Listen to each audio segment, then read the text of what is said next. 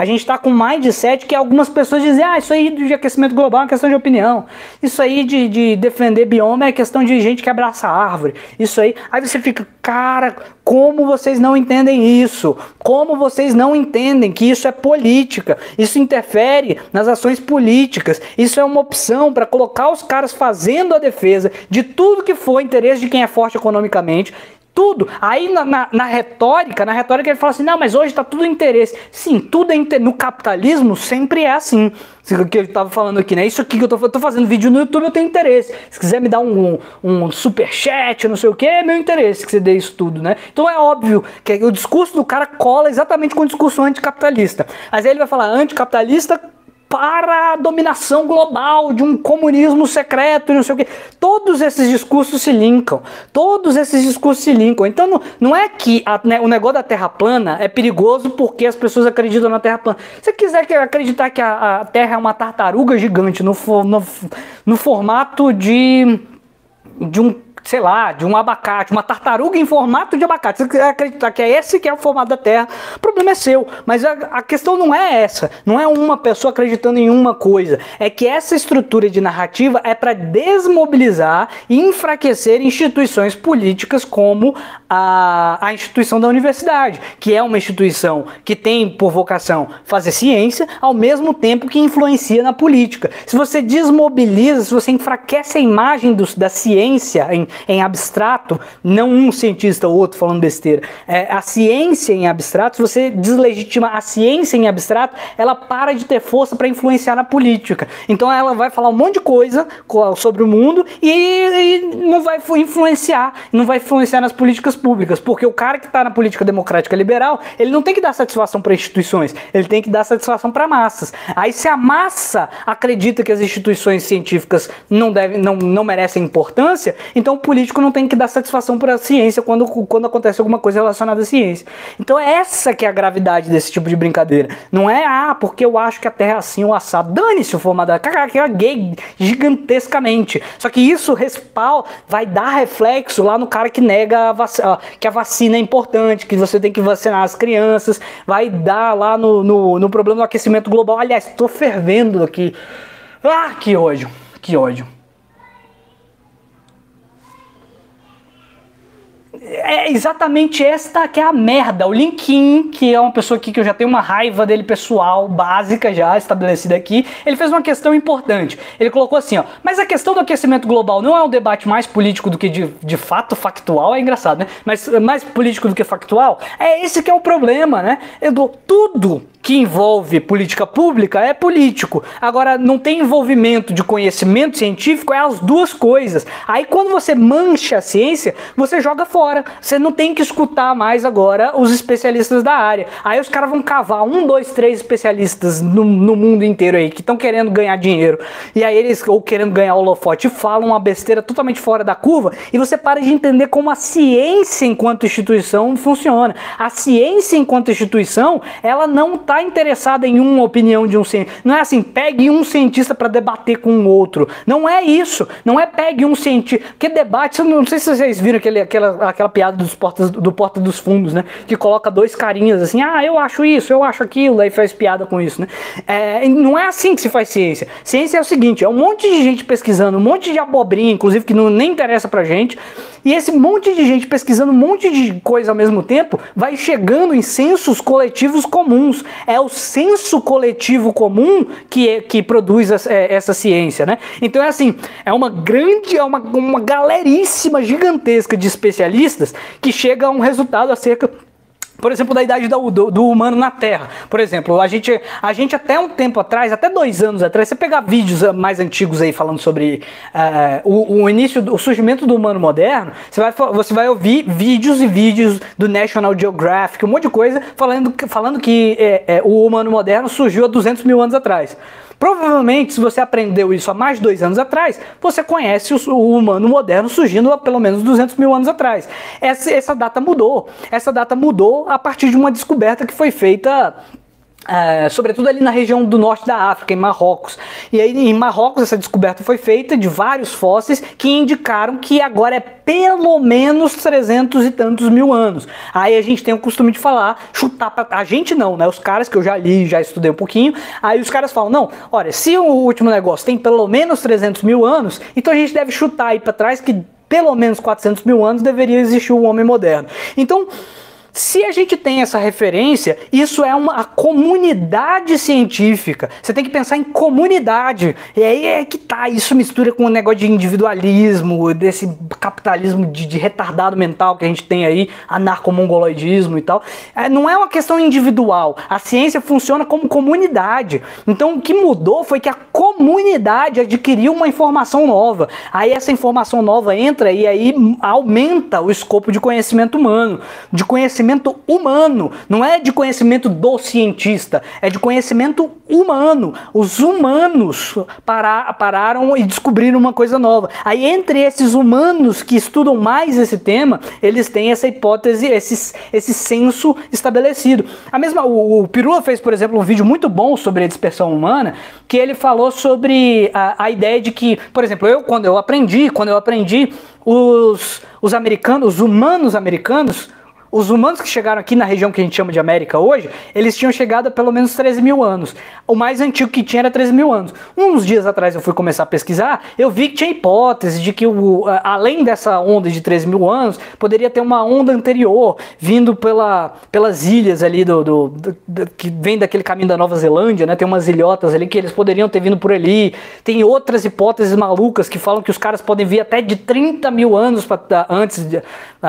anos atrás, né? E são hipóteses, não é que isso é que isso está sendo estabelecido e investigado pelas filosofias. Tem descobertas o cara tá falando de eu não sei de fósseis de 30 mil anos não, eu sei que de 30 mil anos tem descoberta de pedras lascadas, isso poderia ser feito por certos outros símios e não sei o que, tem uma discussão sobre isso.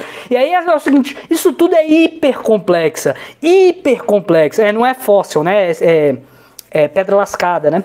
Então, essas discussões são hiper complexas, hiper complexas, e há elementos ali que ainda estão em aberto, não coisas tão ridículas como o formato da Terra, mas tem coisas que estão em aberto, e aí o motivo pelas quais estão em aberto, e porque um cara acha mais para lá, o outro mais para cá, isso você precisa consultar a comunidade científica, e não mas tem um cientista que diz, tem um artigo que diz, não é assim.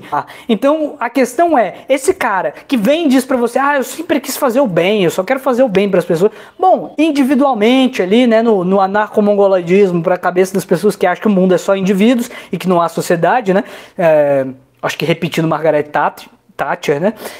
Não há indivíduo, só há sociedade. Tá bom, então não há ser humano, só há células humanas, né? Óbvio que não. Então, independente do impacto individual, mas eu gosto dele. O problema é seu, que você gosta. Eu não estou interessado em você individualmente, que você acha, que você deixa de achar. O importante é entender que isso socialmente é um câncer. Essas coisas que estão acontecendo, negação da volta da poliomielite, né? Essas coisas, você tem que parar de fazer. O cara falou que eu acho que é uma boa frase, esquecer o atomismo social. Você não é atomizado, a gente vive em sociedade, e essas brincadeirinhas, não, mas eu acredito no que eu quiser, se eu quiser eu não vacino meus filhos, aí tem que questionar tudo e não sei o que. Nessa brincadeira, volta a poliomielite, morrem pessoas e não sei o que, e você tá ali, não, tudo bem, só uma questão de opinião, questão de opinião, caralho, é uma guerra em que morrem pessoas se a gente capitular.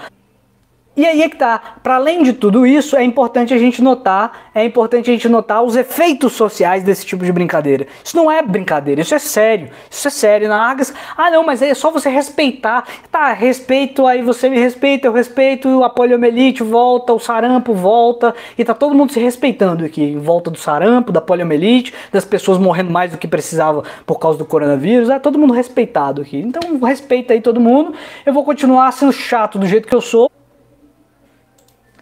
Aí é que é pra colocar na posição de vítima mesmo. É pra mostrar que essas pessoas são perigosas. Essas pessoas são perigosas. Não é brincadeira isso. As pessoas são perigosas. Isso que elas estão distribuindo na sociedade CLOD no final, em negação de aquecimento global, negação de uso da vacina. Isso são consequências, são escadinhas, né, que vão sendo puladas, são escadinhas que vão sendo puladas. Isso é absolutamente sério, e você não pode levar isso, que aí o outro, quer dizer, aí o cara que tá me dizendo, que eu vou, isso aí você só coloca ele na posição de vítima. No início da stream aqui, no início do vídeo aqui, tava dizendo assim, mas ele é super legal, não zoa ele não, zoa assim, e não é a pessoa, não sei o que, é essa defesa é um câncer, e como câncer tem que ser colocado. Não, mas coloca um cientista para debater. Não, é exclusão mesmo, não se conversa, não é papo, é para zoar, é para humilhar, é para mostrar que isso é ridículo, e não é ridículo porque é engraçado, é ridículo porque é perigoso, Sim, você tem que ter espaço para o diálogo na academia. Você não tem que ter espaço entre uma pessoa que você não coloca em pé de igualdade pessoas que não estão em pé de igualdade, que isso é retórica. Na retórica, eu posso vencer quem eu quiser estando errado. Tem um texto do Schopenhauer que é como vencer uma discussão mesmo sem estar certo. Que inclusive eu acho que tem uma tradução para português que é prefaciada pelo Olavo de Carvalho. Né?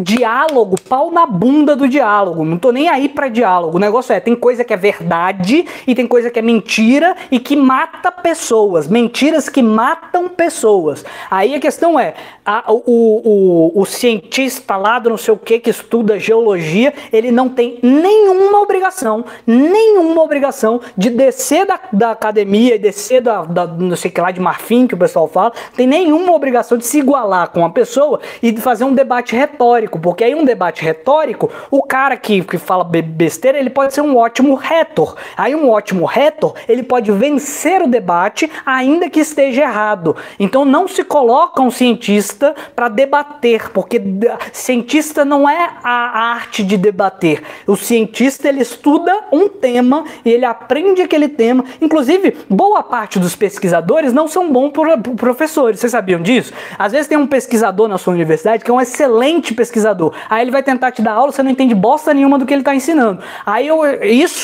Todo mundo que já pisou o pé numa faculdade, pisei o pé, passei no vestibular, ou então paguei a aula lá. E aí você sabe que tem ótimos pesquisadores que são horríveis professores. Aí você quer descer o pesquisador de ponta para fazer um debate, ele não tem obrigação nenhuma de ser bom de debate. Ele pode ser um ótimo pesquisador, excelente, o melhor que existe, e ser um péssimo debatedor. Aí você coloca ele para debater com outra pessoa, aí outra pessoa vence o debate, aí isso provaria que ele tá errado. Não, prova que a outra pessoa sabe debater. Só isso. Né? Então não se desce o pesquisador para fazer conversinha de Facebook com conversinha de YouTube. Não funciona assim. E aí quem quer que funcione assim é quem é exatamente o sofista que estava sendo criticado, que tudo é uma questão de opinião. Quem tiver as melhores opiniões, souber responder melhor, vence. E o mundo não está interessado. O mundo objetivo, as coisas que acontecem no mundo objetivo não estão interessadas em se você sabe dar a respostinha mais rápida, se você sabe decorar as respostas de cabeça. Não é assim. E é por isso que a gente tem há uma importância muito grande para divulgação científica e para a destruição dessa propaganda anticientífica. Destruição. Tem que destruir isso. Tem que mostrar que com isso não tem diálogo. Não tem porta aberta, não tem A mais B. Eu vou te explicar. Se você quer acreditar numa coisa dessa, você tem que saber que você é um imbecil, ou então você está sendo manipulado, ou então você está fazendo uma graninha, uma fama própria em cima disso. Você tem que ficar muito claro. E eu vou sempre defender o meu direito de dizer isso aqui. Né? Aí a pessoa que se você quiser descer um cientista, porque ele tem que debater, não tem ponto final. Não coloque isso na sua cabeça, porque aí você vai estar confundindo as coisas, aí eventualmente se algum idiota cair nesse blá blá blá, eles vão colocar um cientista sério para debater com um maluco desse antivacina, por exemplo, aí o antivacina vai se sair bem no debate. E pronto, provou que a antivacina tá certa. Não funciona assim. Não funciona assim e não use esse argumento. Porque você está jogando contra a ciência se você estiver usando esse argumento, mesmo que você esteja bem intencionado. Você está sendo completamente estúpido, porque ciência não funciona de debate, de retórica. Ciência funciona com as pessoas trancadas, assim, lá nos suas torres de marfim, pesquisando um monte de coisa hiper complexa, que tem um monte de pressuposto para você entender, você tem que ter, que as pessoas simplesmente não têm. Então a gente tem que melhorar. Primeiro, divulgação científica tem que ser feita, né? Aí eu faço uma divulgaçãozinha aqui, faço, vamos ler o Protágoras, não sei o que. Ai, mas eu não vou ler isso, não me é interessante. Bom, se você não vai ler, aí eu posso dizer que você acredita em mim. É assim que funciona, é assim que funciona. Eu quero fazer vídeos sobre leitura de clássicos e vocês não querem ler. Os vídeos que eu faço lendo clássicos, a visualização é muito menor. Então é assim que é a humanidade. Não venha com esse papo de que o cara tem que descer lá de cima e não sei o que, se as pessoas não sabem nem o que é a tabela periódica, né? Aí o cara tem que argumentar lá sobre datação, você não sabe nem o que é a tabela periódica para saber como é que funciona a datação. Aí o Retor, que sabe que as pessoas não sabem o que é datação, usam do jogo para falar assim, ele tá querendo enfiar esse negócio de datação, mas todo mundo sabe que a datação X lá do carbono 14 já foi acabada. Aí o cara, realmente, a datação do carbono 14 não é assim. Aí o cara, tá vendo? Ele admitiu que estava errado. Aí o cara... Isso é retórica. A gente não é obrigado a descer para o jogo da retórica. Então tem que aumentar a divulgação científica para facilitar coisas que são complexas e tem que melhorar o ensino público. O ensino público fundamental tem que melhorar para que as pessoas tenham mais capacidade para quando elas cheguem no YouTube, elas não sejam surpreendidas por toda sorte de imbecilidade. É isso e é porrada, não é papo, é porrada. Porrada retórica, mas é porrada. Não é papo, a gente tem que abrir aqui, tem que ouvir todos os lados, o escambau. É isso, falou pra vocês.